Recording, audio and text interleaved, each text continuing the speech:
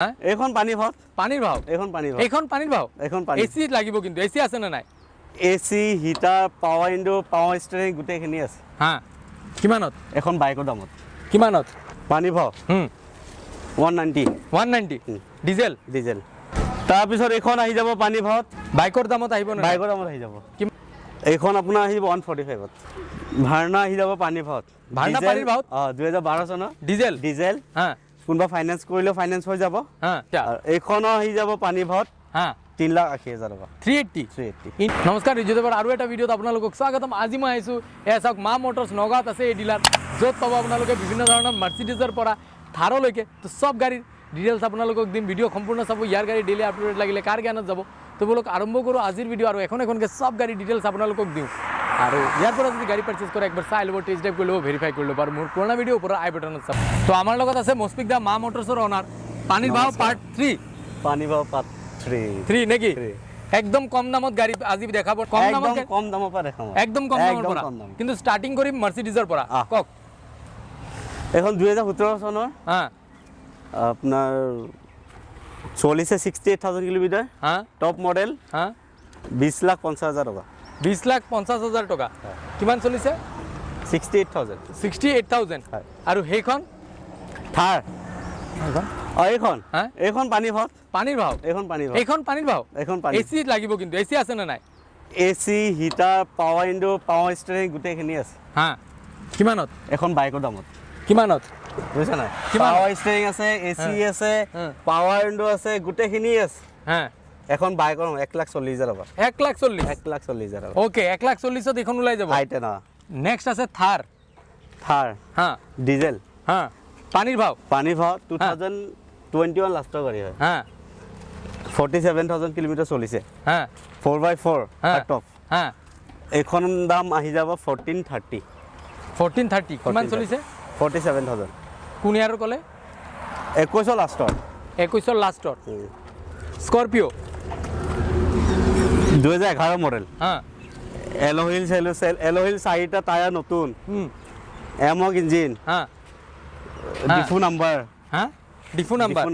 আচ্ছা এইখনো আহি যাব পানীৰ ভাওত হা 3,80,000 টকা 380 ইণ্টেৰিয়ৰ আমি দেখুৱাম 380 কি গাড়ী পাব এয়া চাওক 380 পাব এয়া চাওক ইণ্টেৰিয়ৰ চাওক কি কণ্ডিশ্যন আছে ধুনীয়া হৈ আছে ন ওকে তো নেক্সট কি দেখাব নেক্সট এলেন্ট্ৰা মডিফাইড এলেন্ট্ৰা ফাৰ্ষ্ট টাইম দেখুৱাই আছো মডিফাইড এলেন্ট্ৰা ফ্ৰণ্টৰ পৰা লুক চাওক কক এইটো অকণ দামৰ আহিব গাড়ীখন ডিজেল এলেন্ট্ৰা হয় এখন গোটেইখিনি মেজিক চিষ্টেম হয় এলইডি সব লাগি আছে এইখন আপোনাৰ 6,80,000 টকা আহিব 6,80,000 ওকে 680 ফাইনান্স তো নহব কেছ ল'ব লাগিব ওকে তাৰ পাছত আছে কক আপোনাৰ XUV 500 হা ডিজেল 18 মডেল এখন আপোনাৰ 885 ওকে 18 তাৰ পিছত কি আছে বুলেৰো পানীৰ ভাও পাব পানীৰ ভাও হা কক বলেৰো ZLX 2019 মডেল হা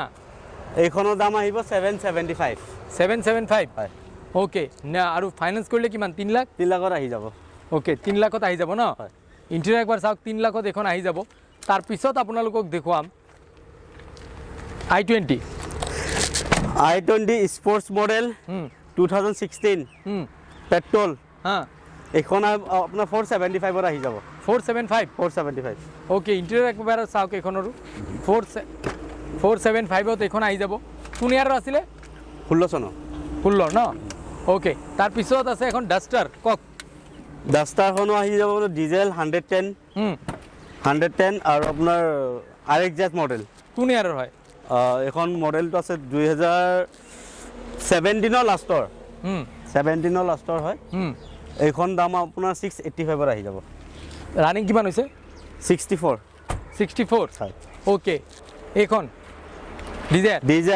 2019 লাষ্টৰ 19 লাষ্টৰ BXI মডেল এইখন আহি যাব আপোনাৰ 585 ইণ্টেৰিয়ৰ একবাৰ চাওক 2 লাখ মান ডাউন পেমেন্ট কৰিলে ওলাই যাব 2 লাখত ওলাই যাব ন তাৰ পাছত আছে এখন ভাৰ্না আহি যাব পানীৰ ভাওত 2012 চনৰ ডিজেল কোনবা ফাইনান্স কৰিলে ফাইনান্স হৈ যাব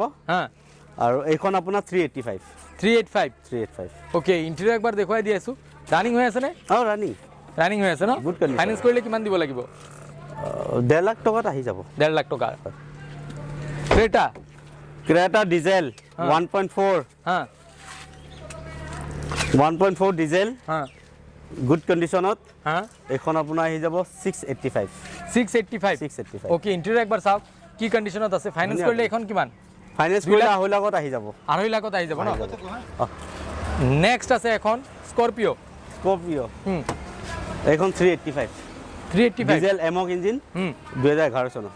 ওকে ইন্টেৰিয়ৰ একবাৰ চাওক 2011 চনৰ হয়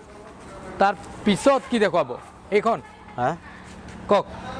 তাৰ পিছত এখন আহি যাব পানী ভাত বাইকৰ দামত আহিব না বাইকৰ দামত আহি যাব কিমান ডিজেল ইঞ্জিন হা বিডিআই মডেল হা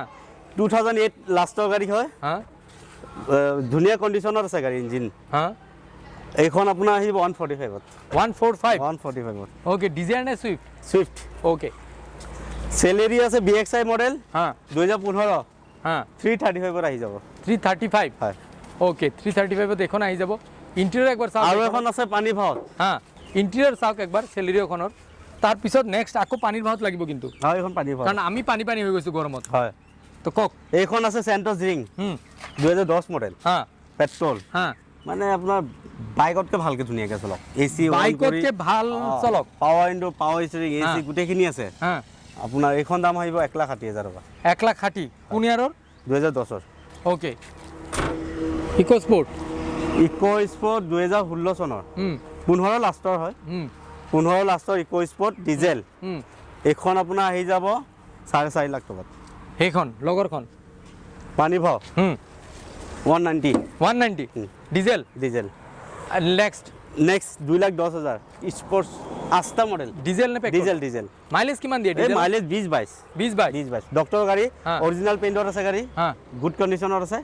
আৰু এইখন আপোনাৰ 2,10,000 লৈ যাওক সেইখন ডাষ্টাৰ এইখন 885 কিমান ৰানিং হৈছে 2020 48,000 চলিছে ওকে ৱাক আৰাউণ্ড একবাৰ চাওক হয় এইখন কিমান দিব লাগিব ফাইনেন্স কৰিলে 3 লাখত আহি যাব 3 লাখত আহি যাব ন এতিয়া আমি ভিতৰত যাম ভিতৰত গৈ ভাৰ্না আছে ভাৰ্নাখন চাম কক ভাৰ্নাখনৰ details Verna 2018 model okay SX okay গোটেইখিনি ফেচিলিটি আছে SX টপ মডেল SX অপচনেলটো নহয় কাৰণ অপচনেলটো সানৰুফটো আহে এটো অকল SX মডেল হয় আচ্ছা ঠিক আছে আৰু এইখনৰ দাম আপোনাৰ আহি যাব 6,85,000 টকা 685 ত লৈ যাব পাৰিব ওকে ফক্সওয়াগনৰ পোলো সেকেন্ড হ্যান্ড মাৰ্কেটত বহুত কম পোৱা যায় এখন টপ মডেলটো হয় 14 ৰ হয় হ্যাঁ ডিজেল এইখন আপোনাৰ 385 ত আহিব 385 ওকে ইন্টেরিয়র একবার চাওক নেক্সট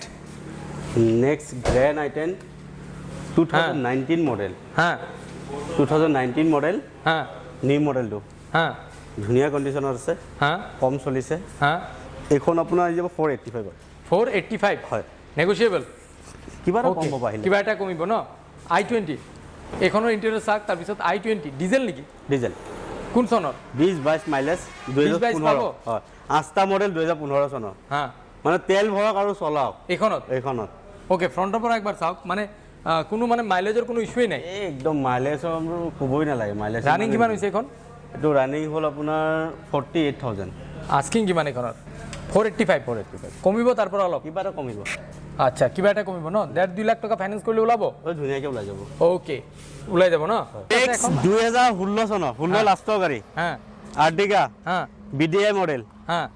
কণ্ডিশ্যন ধুনীয়া আছে হ্যাঁ এইখন আপোনাৰ 585 ত আহি যাব 585 হয় আৰু ফাইনেন্সত ল'লে 2.5 লাখত ওলাই যাব 2.5 লাখত ওলাই যাব ন ওকে তো 2.5 লাখত এখন গাড়ী ওলাই যাব চাই লওক একবাৰ ইন্টেৰিয়ৰ কি কণ্ডিশ্যনত আছে তো এয়া আছিল আজিৰ ভিডিঅ' মা মটৰ্ছৰ পৰা মুস্ফিকদাৰ লগত নেক্সট এটা ভিডিঅ'ত সোনকালে লগ পাম নেকি হয় তো চাই থাকিব আপোনালোকে ভিডিঅ' আৰু এই ভিডিঅ' চোৱাৰ বাবে ধন্যবাদ